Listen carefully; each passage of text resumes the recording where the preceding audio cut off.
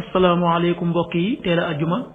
fukki fan ak ñeent ci sawaal muy weeru kori ci atum junni ak ñeenti téeméer ak ñeent fukk ak ñeent ci gàddaay yonente bi sallallahu alayhi wa sallam dëppoo juróomi fan ci weeru mee ci atum ñaari junni ak ñaar fukk ak ñett fukki fan ak ñeent bokkul ci li muy fàtti lim bu rafet la kon tey ci ajjuma ji rafet na lii ci gën a taamu mooy ku ca daloo ñaanu bis bi yow yàlla maa ngi lay ñaan nga musal ma ci jàngoroy cité ak ndof ak ngaana ak mbooleem jàngoro yu bon yi allahumma inni a'udhu bika min albarasi wal jununi wal juzami wa min sayil asqam allahumma inni a'udhu bika min albarasi wal jununi wal juzami wa min sayil asqam xadiisu bis bi yonente bi sallallahu alayhi wa sallam nee na dee leen yërëme kon dees na leen yërëm te ngeen di jéggale kon dees na leen jéggal xadiis bi ahmad génnee na ko qaala rasulullahi sallallahu alayhi wa sallam irhamu turhamu waxfiru yuxfar lakum axrajahu ahmad. waxtu julli yi suba waxtam dana tàbbi 5h29 juróomi waxtu yu tegal ñaar fukki simili ak juróom-ñeent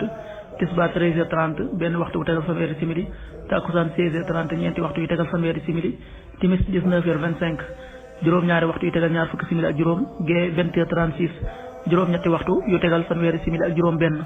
loolu mooy waxtu julli ci Touba ak li ko wër. bu fekkee ne ko Touba soo ko féetee penku ñaar fukk ak juróom-ñaari kilomètre dina wàññil benn simili soo ko féetee sowwu ñaar fukk ak juróom-ñaari kilomètre dina yokkal benn simili soo ko féetee gànnaar wala Saalum téeméeri kilomètre dina yokkal benn simili jant bi dana fenk